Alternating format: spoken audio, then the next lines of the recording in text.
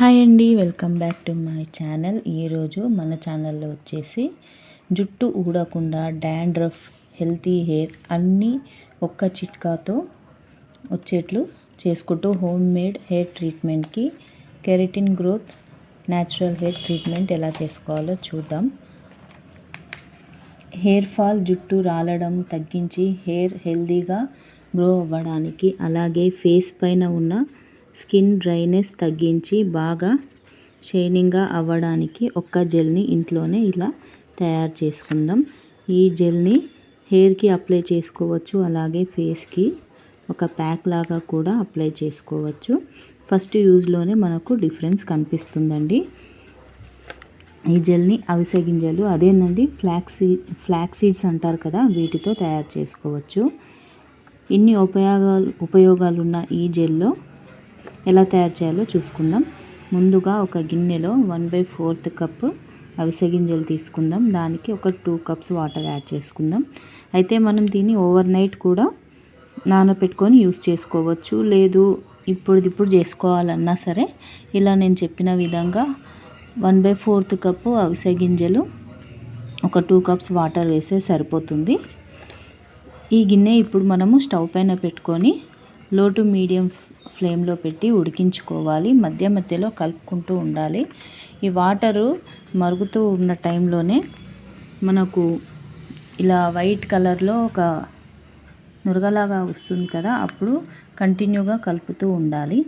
అవిసె గింజల్లో omega 3 fatty acids కూడా ఉంటాయండి. వీటి వల్ల హెయిర్ ఫాల్ తగ్గుతుంది, హెయిర్ కూడా హెల్తీగా అవుతుంది, డాండ్రఫ్ తగ్గుతుందండి. దీంట్లో విటమిన్ ఈ కూడా ఉంటుంది. ఇది ఏంటంటే చిన్నపిల్లల్లో గ్రే హెయిర్ వస్తుంది కదా, కొంచెం వైట్ హెయిర్ లాగా, అది కూడా తగ్గుతుందండి. చూడండి, నేను చూపించినట్టుగా ఇలా ఒక కన్సిస్టెన్సీ వస్తుంది. చేతితో పట్టుకొని చూస్తే ఒక జెల్ లాగా, తీగలాగా వచ్చింది కదా. ఇప్పుడు మనము స్టవ్ ఆఫ్ చేసి పక్కన పెట్టేసేయాలి. స్టవ్ ఆఫ్ చేసి పక్కన పెట్టిన తర్వాత మినిమం ఒక 20 నుండి 30 సెకండ్స్ వరకు కలుపుకోవాలి. చూడండి, మరొకసారి చూపిస్తున్నాను. చూడండి, ఇలా కన్సిస్టెన్సీ వచ్చింది కదా. ఇప్పుడు ఆఫ్ చేసి పక్కన పెట్టి మిక్స్ చేసుకోవాలి. కాకపోతే ఇది కంటిన్యూగా కలుపుకుంటూనే ఉండాలండి మనము జెల్ ప్రిపేర్ చేసుకున్నప్పుడు. తర్వాత దీన్ని స్టెయినర్తో కానీ, అంటే టీ స్టెయినర్ ఉంటుంది కదా, దాంతో ఫిల్టర్ చేసుకోవాలి. లేదంటే ఒక కాటన్ క్లాత్తో కూడా ఫిల్టర్ చేసుకోవచ్చు. కాకపోతే ఏంటంటే కాటన్ క్లాత్తో ఫిల్టర్ చేసుకున్నప్పుడు వేడి మన చేతికి చాలా వేడి తగులుతుంది. బెస్ట్ మనకు హెల్ప్ఫుల్ మెథడ్ ఏంటంటే టీ స్టెయినర్తో ఫిల్టర్ చేసుకోవడం. ఇది తొందరగా చేసుకోవాలండి. మనం లేట్ చేసిన కొద్దీ ఈ జెల్ అనేది గట్టిగా అయిపోతుంది. అలాగే ఈ జెల్ని ఫేస్కి కూడా అప్లై చేసుకుంటే స్కిన్ డ్రై అవ్వకుండా మాయిశ్చర్ లాగా పనిచేస్తుందండి. పింపుల్స్ కూడా తగ్గిపోతాయి. మళ్ళీ పింపుల్స్ వల్ల వచ్చే నల్ల మచ్చలు కూడా తగ్గుతాయండి. చూడండి, నేను చూపించిన విధంగా ఇలా ఫిల్టర్ చేసుకోవాలి. అలాగే జుట్టు చాలా షైనీగా వస్తుందండి. అది అలాగే ఫేస్కి కూడా మాయిశ్చరైజర్గా పనిచేస్తుంది. ఇప్పుడు ఫిల్టర్ చేసుకున్నాం కదా, మనము 3 నుండి 4 టేబుల్ స్పూన్ జెల్ తీసుకోవచ్చు షార్ట్ హెయిర్కి. తీసుకొని దీంట్లో ఒక 1 table spoon coconut hair oil mix చేసి బాగా కలిపి మన జుట్టుకు అప్లై చేసుకోవాలి. హెయిర్ రూట్స్ దగ్గర నుంచి టిప్స్ వరకు బాగా మసాజ్ చేసి అప్లై చేసుకోవాలి.